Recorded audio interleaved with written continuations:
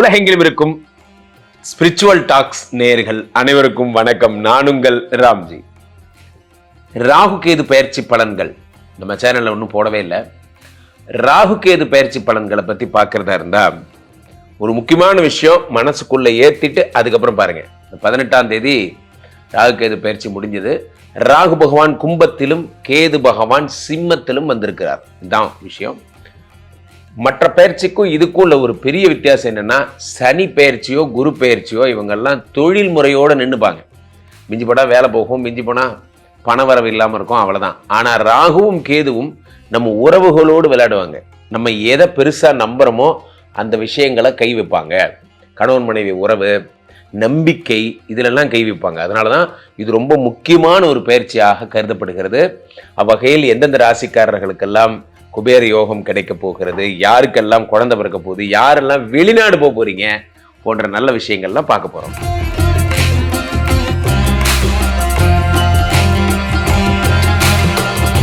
கும்பராசிக்காரர்களுக்கெல்லாம்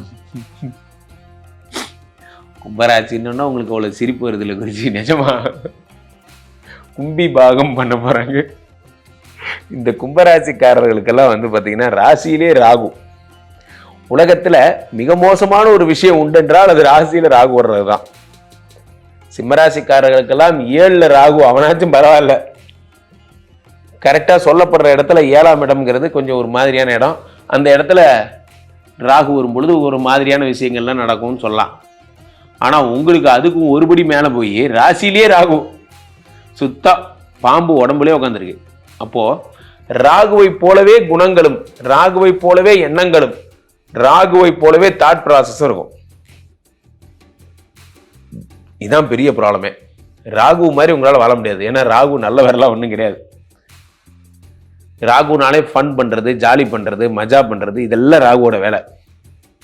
so உங்களுக்கே ஒரு thought வரும், 20 வருஷமா ஒழுக்கமா காலில் எழுந்திரிச்சு சாயந்தரம் வரைக்கும் வண்டி ஓட்டுறமே, நமக்குன்னு வாழ்ந்துருக்கோமா, பக்கத்தில் இருக்கிற கடைக்கு போனா என்ன, மத்தாச்சு பண்ணா என்ன, அது பண்ணா என்ன, இது பண்ணா என்ன, சேட்டைக்குனே மனம் சுத்தம். நன்றாக புரிந்து கொள்ள வேண்டும். நட்பை போல நட்பை போல கற்புன்னு சொல்லுவாங்க. நட்பை கூட கற்பை போல எண்ணுவேன், அந்த மாதிரி தான். அது ஏன் அப்படி சொன்னாங்கன்னா, அவ்வளவு பரிசுத்தமானதுங்கிற மீனிங் தான். வாழ்க்கையிலே ராசியில ராகு வரும்போது முதல்ல கை வைக்கிறது அந்த பாயிண்ட்ல தான். நீங்கள் எவ்வளவு பரிசுத்தமாக இருந்த ஒரு மனதுடையவர் அந்த பரிசுத்தத்தில் கை வைப்பார். தேவையே இல்லாமல் வர்றவன் போறவன்லாம் வம்புழுத்துட்டு போய் உங்களுக்கு அட்வைஸ் பண்ணுவாங்க. நம்ம பஞ்சாயத்து பால் டாயில் குடிச்சிட்டாண்டா, அப்பதான் அது கூட பரவாயில்ல. அதுக்கு ஒருத்தர் உங்களுக்கு அட்வைஸ் பண்ணுவார் பாருங்க. அதான் இருக்கிறதுல கொடுமை. ஊர் தலைவர் ஒருத்தர் வருவார், பால்டாயில் குடிக்கிற பால்டாயில்.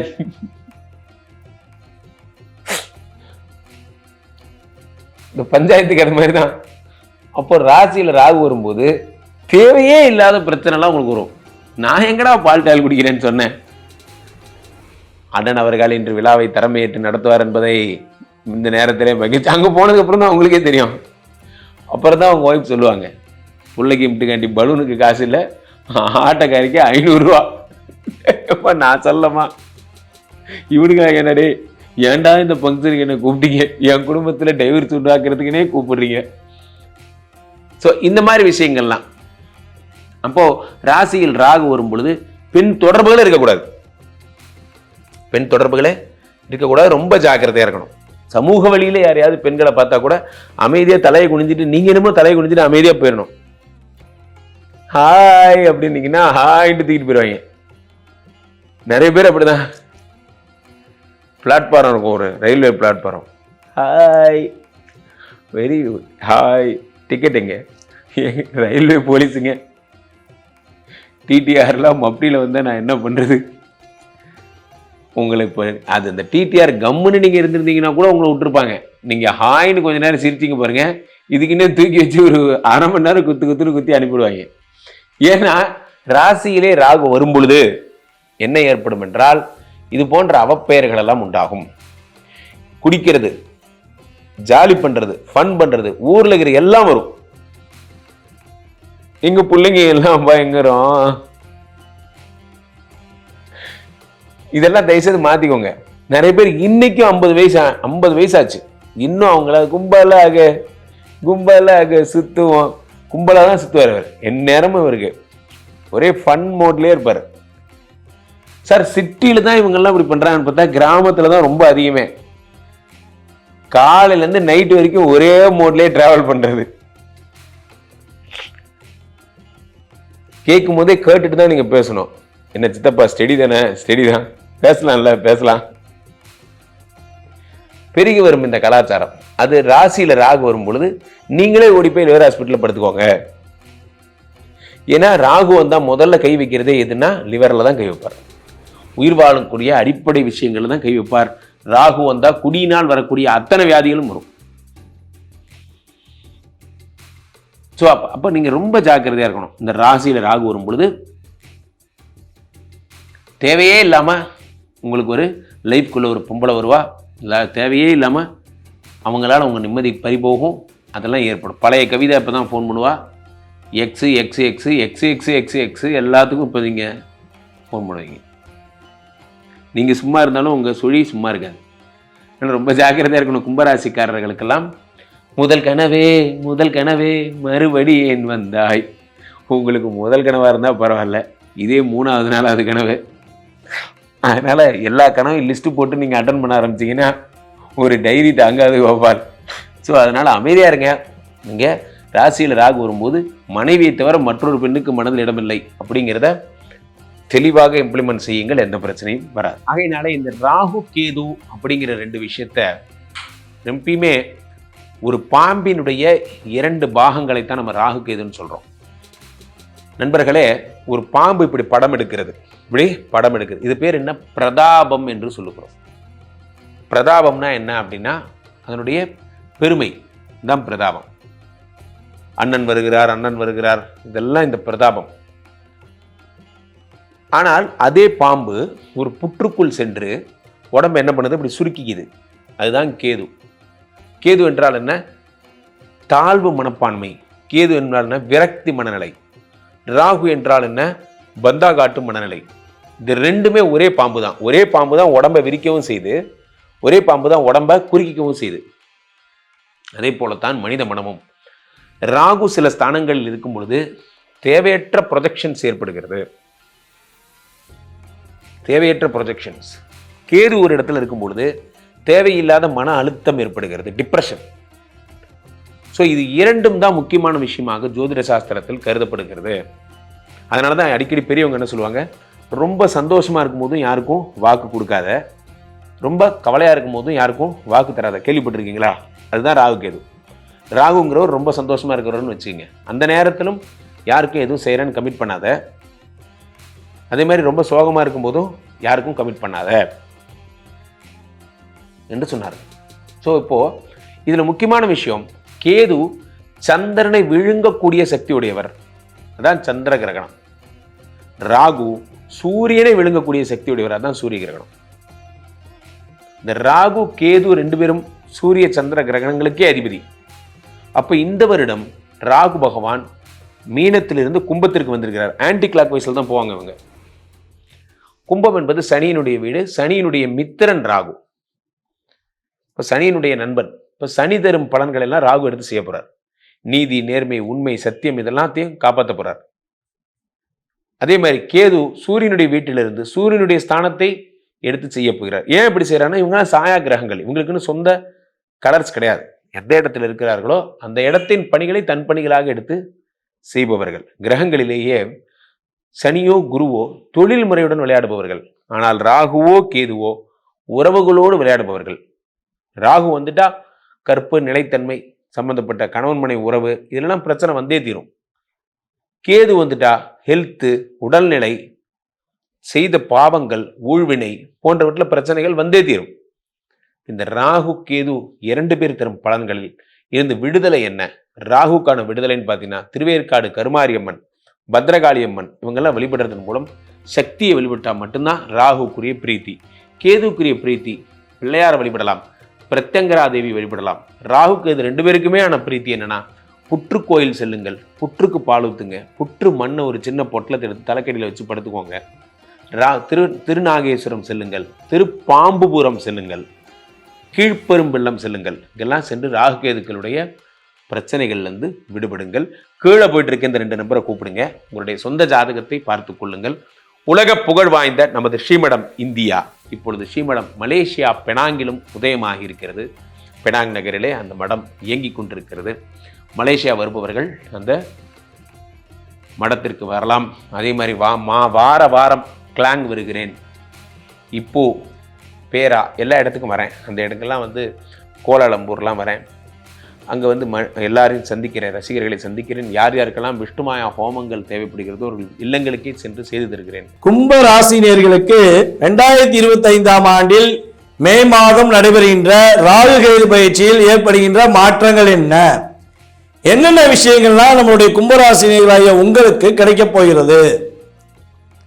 அதாவது இந்த 2025 மறக்க முடியாத விஷயம் என்னன்னு பார்த்தீங்கன்னா, சனி பகவான் உங்களை விட்டு வெளியேறாரு, ராகு பகவான் உங்களை நோக்கி பயணிக்கார். 2ஆம் இடத்துல இருந்த ராகு உங்கள் ராசிக்குள்ளேயும், உங்களுடைய ராசிக்கு 8ஆம் இடத்தில் இருந்த கேது உங்கள் ராசிக்கு 7ஆம் இடத்துக்கும் பயணிக்கிறாங்க. அப்போ ராசியில் ராகு, ராசிக்கு 7இல் கேது. இந்த காம்பினேஷன், இந்த கிரக அமைப்புகள் உங்களுக்கு என்னென்ன மாற்றங்களை கொடுக்க போகுது? கடந்த காலங்களில் என்னென்ன பிரச்சனைலாம் நீங்கள் சந்திச்சிருப்பீங்க அப்படின்னா, அதாவது காலபுருஷன் ராசியின் 11ஆம் வீடு அப்படின்னா கும்பம் தான். யாருக்கெல்லாம் அதிகமான மகிழ்ச்சிகள், அதிகமான சந்தோஷங்கள், எப்பொழுதுமே நிலையான தன்மை இருக்க வேண்டும் என ஆசைப்படுகிறீர்களோ, கும்பராசியை தவிர்த்து 11 ராசினியர்களுமே கும்பராசினியரை ஒருத்தர் வீட்டில் வச்சுருந்தீங்க அல்லது தன் கூட வேலை பார்க்குற இடத்துல வச்சுருந்தீங்கன்னா உங்களுக்கு மகிழ்ச்சி உண்டு. தனக்கு மகிழ்ச்சிகள் சந்தோஷங்கள் இருக்கோ இல்லையோ, மற்றவர்களுக்கு வெளிச்சத்தை கொடுப்பேன் என்று கும்பத்திலிருந்து ஒளியை கொடுக்கிற ராசி தான் கும்பராசி.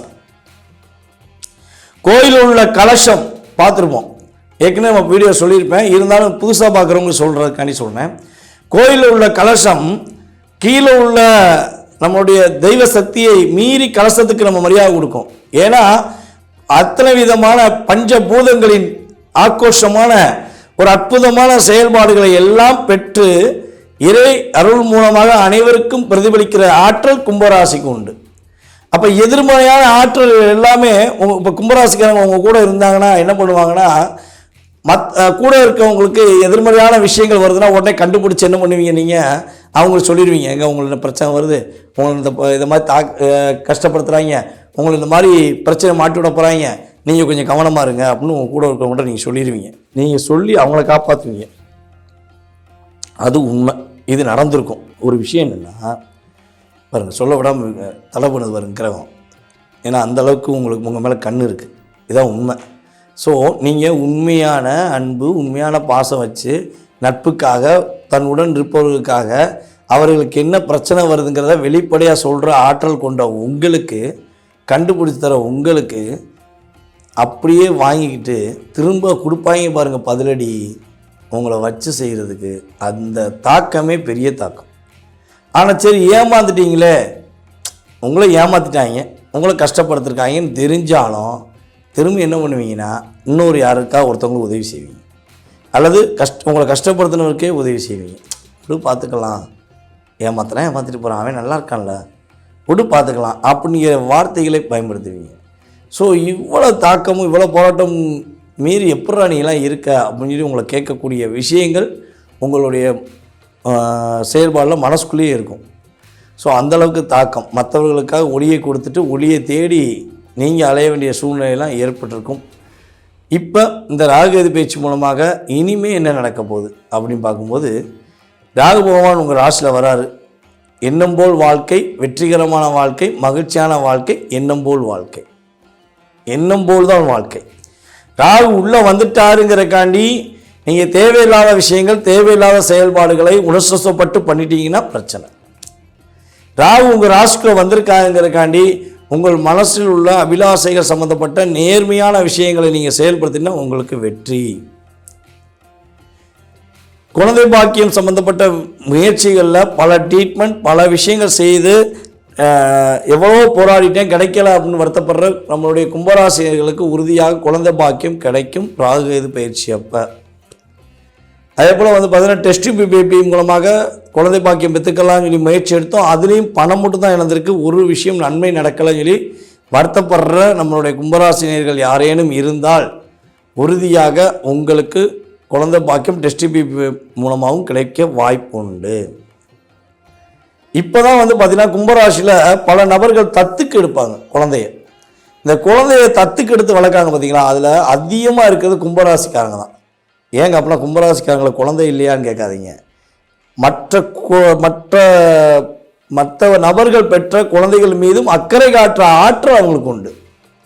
அவர்கள் மீது அக்கறை செலுத்தி அந்த குழந்தைய நம்ம தத்தெடுத்து வளர்த்துக்கலாமான்னு சொல்லி கணவன்கிட்டையோ மனைவிட்டையோ பேசி கும்பராசிக்காரங்க என்ன பண்ணுவாங்க, குழந்தைய தத்தெடுத்து வளர்ப்பாங்க. அந்த குழந்தையை தன்னுடைய பொக்கிஷமாக பாதுகாப்பாங்க. அந்த அளவுக்கு இவங்களுக்கு இயல்பாகவே இரக்க குணமும் நல்ல விதமான ஆற்றலும் உண்டு.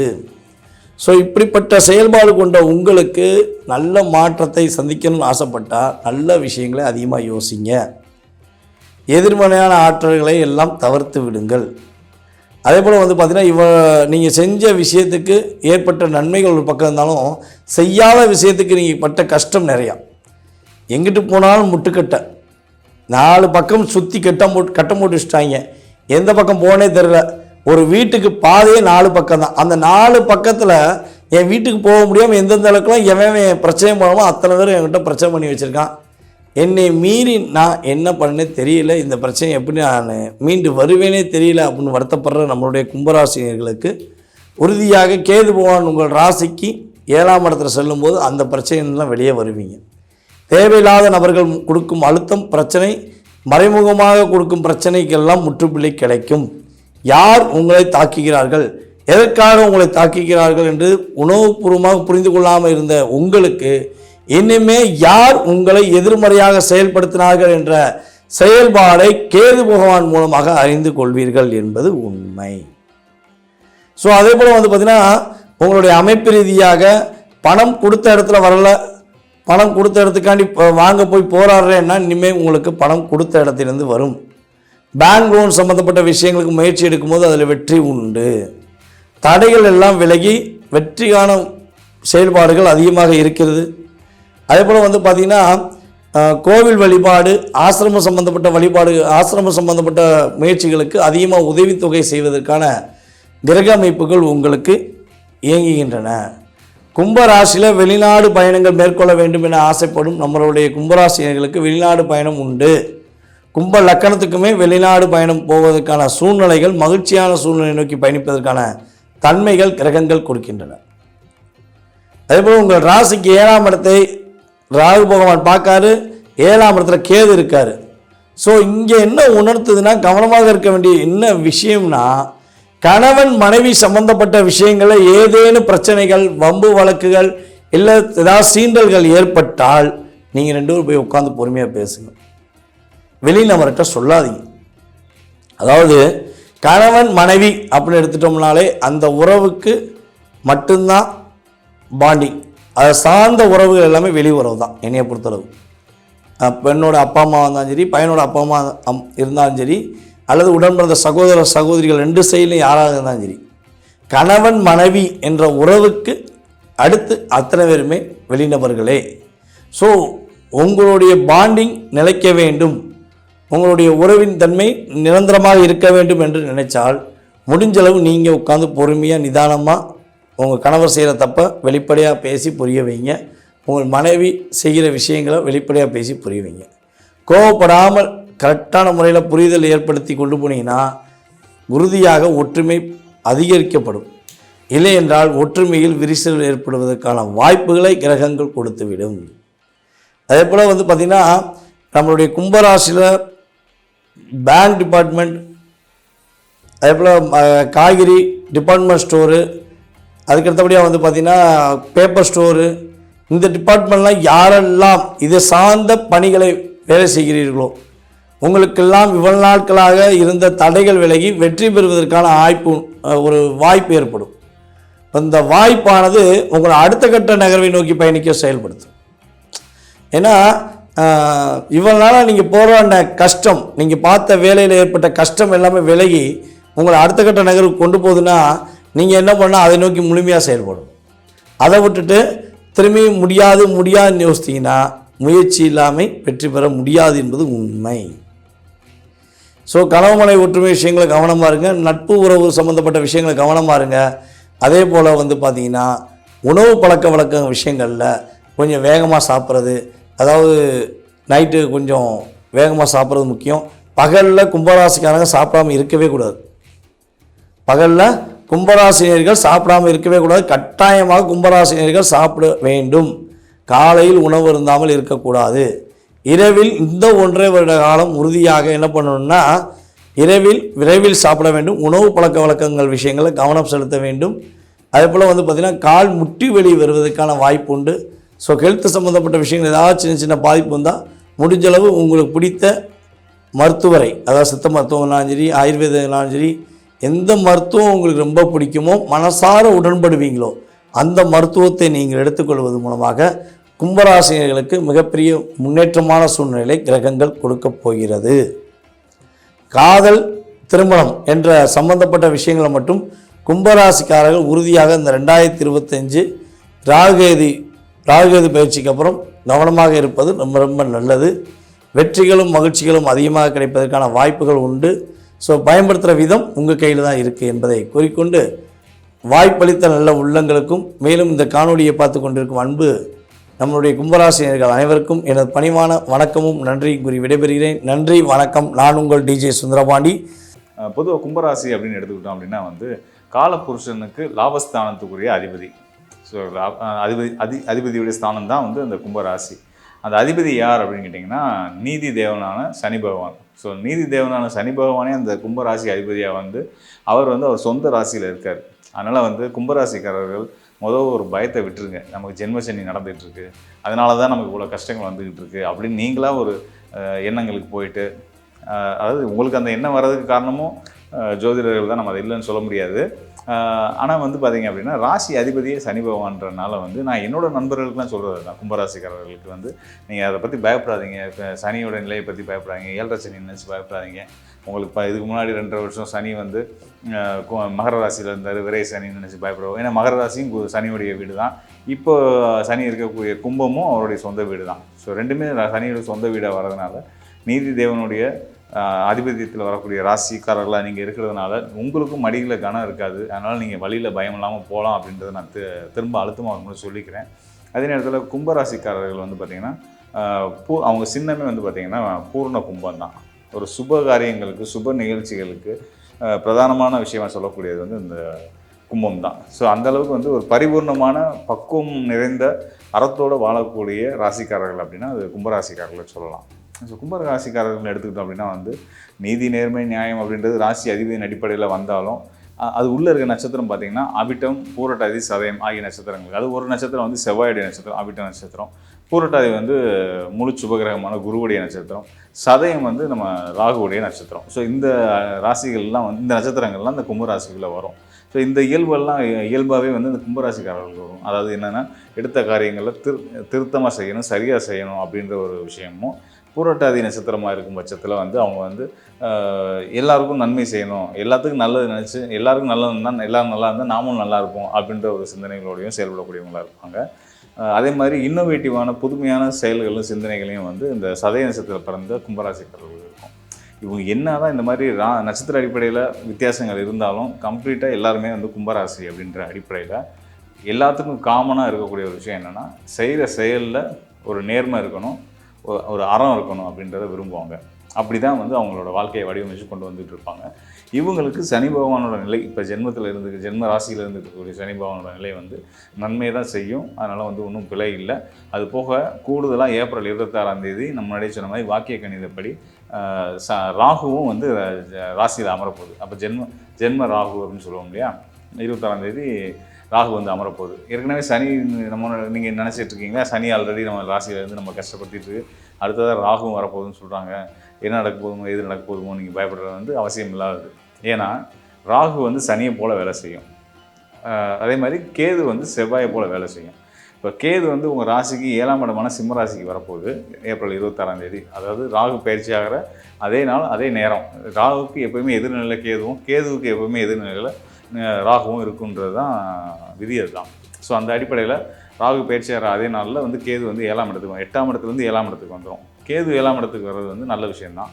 ராகு ராசிக்கு வர்றது ராசியாதிபதி சனியை போலவே இந்த ராகு வேலை செய்யும் அப்படின்றதுனால அதுவும் நல்ல விஷயம்தான். ராகுமே உங்களுக்கு தொந்தரவு பண்ண போகிறது இல்லை. ஒருவேளை அசுப கிரகங்கள் தொந்தரவு பண்ணுது அப்படின்னு நீங்கள் நினச்சா அதுவுமே அப்படி ஒரு வாய்ப்பு நம்ம பேசுகிறோம் அப்படின்னு வச்சுக்கோங்களேன். சனி ராகு ரெண்டுமே அசுப கிரகங்கள் ராசியிலேருந்து அமர்ந்துருச்சு, ரொம்ப தாழ்வு மனப்பான்மையை கொடுக்கும், சோம்பேறித்தனத்தை கொடுக்கும் அப்படின்னு வந்து மித்த ராசிக்கு சொல்லலாம். ஆனால் கும்ப ராசிக்கோ மகர ராசிக்கோ சொல்ல முடியாது. ஏன்னா ராசி அதிபதியோட அம்சத்தில் உள்ள கிரகம் தான் ராகு. ராசி அதிபதியே ராசியில் இருக்கார். ஸோ இந்த வகையை இதை தாண்டி இந்த விஷயங்களை தாண்டி அது உண்மையிலேயே உங்களுக்கு நன்மை தான் செய்யும் அப்படின்றதுக்கு நான் வந்து ஒரு வலுவான ஆதாரத்தை உங்களுக்கு நான் சொல்ல போகிறேன். அது என்னன்னு கேட்டிங்கன்னா, உங்கள் ராசிக்கு தனஸ்தானத்துக்கும் லாபஸ்தானத்துக்கும் அதிபதியான குரு பகவான் வந்து இது நாள் வரைக்கும் 4ஆம் இடத்துல இருந்துட்டுருக்கார். அவர் ராகு பயிற்சியான ஒரு 15 நாளில் மே மாதம் 11ஆம் தேதி, ஏப்ரல் 26ஆம் தேதி ராகு பயிற்சி ஆகுது. மே மாதம் 11ஆம் தேதி குரு பயிற்சியாகி 4ஆம் இடத்துல இருந்து உங்களோட பூர்வ புண்ணிய ஸ்தானமான 5ஆம் இடமான மிதுன ராசிக்கு போக போகிறார். ஸோ மிதுன ராசிக்கு போகக்கூடிய குரு பகவான் அங்கேருந்து 9ஆம் பார்வையாக கும்ப ராசிக்கு பார்வையை கொடுத்துருவார். அப்போ கும்ப ராசிக்காரர்களுக்கு குரு பார்வை தொடர்ந்து கிடச்சிக்கிட்டே இருக்க போகுது.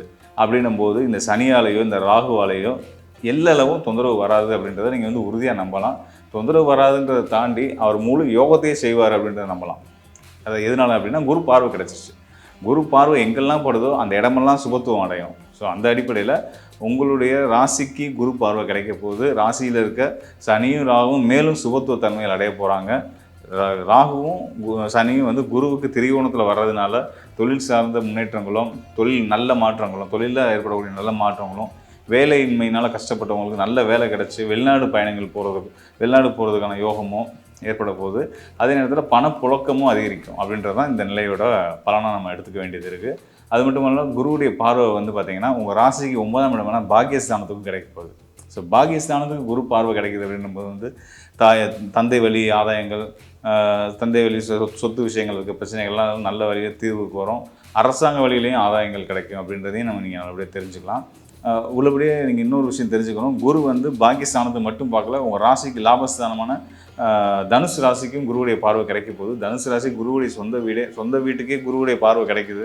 அது உங்களுக்கு லாபஸ்தானமாக வர்றது உங்களுக்கு பெரிய லக்கான ஒரு காலகட்டம் அப்படின்றத எடுத்துக்கலாம்.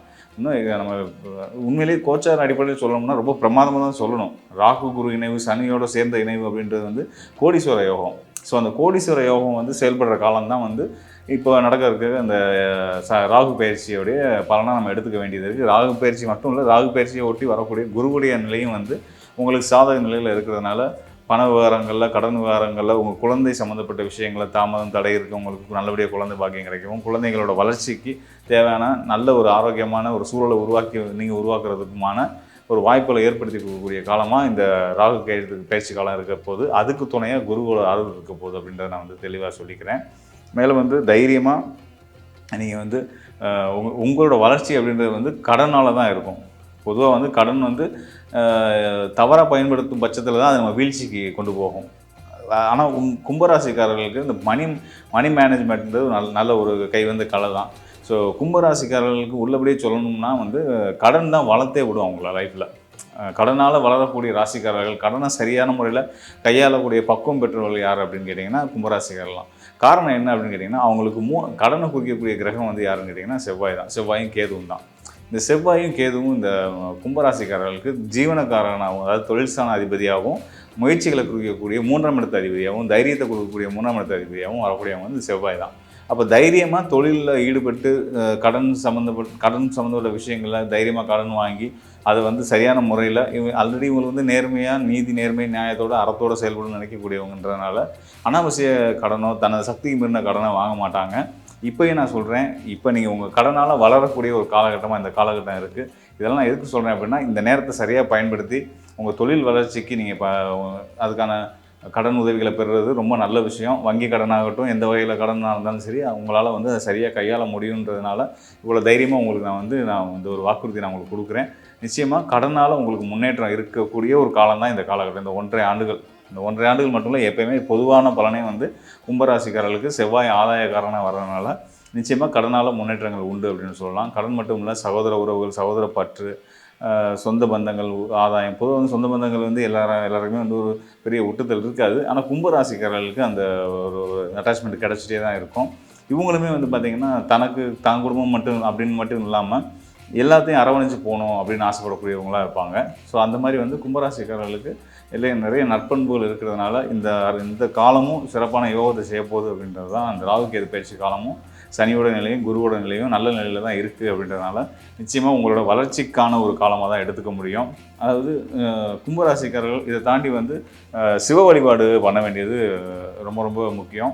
உங்கள் ஊருக்கு உங்கள் பகுதியில் இருக்கக்கூடிய சிவாலயங்களுக்கு நீங்கள் வந்து அடிக்கடி போய் சிவ வழிபாடு பண்ணிவாங்க. உங்களோட தீய கர்மாக்கள்லாம் விலகி வாழ்க்கையில் ஒரு புதுப்பிறவி எடுத்த மாதிரி நல்ல ஒரு வாழ்க்கை சூழலை நீங்கள் வந்து மகிழ்ந்து இருக்க முடியும்.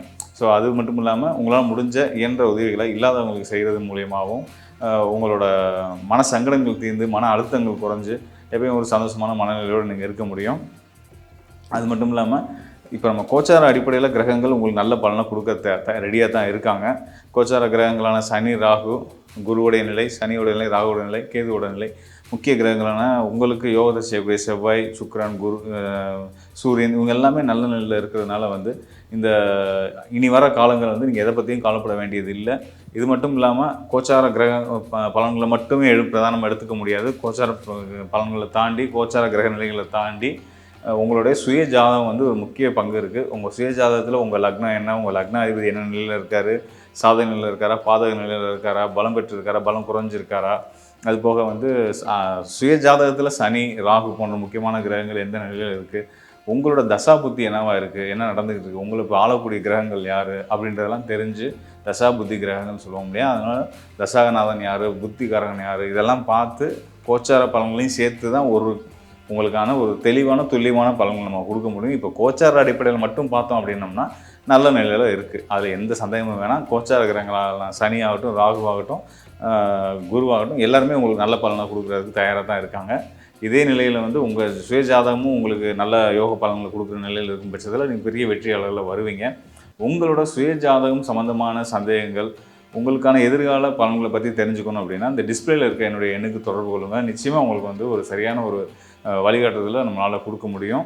கும்ப ராசி என்பர்களுக்கு ராகு பகவான் ராசியிலேயே பயிற்சி ஆகிறார், கேது பகவான் 7ஆம் இடத்துல இருக்கிறார். அதனால இந்த கும்ப ராசி என்பர்களுக்கு திருமண உறவுகள்ல பெரிய அளவுக்கு சண்டை சச்சரவுகள் வராது.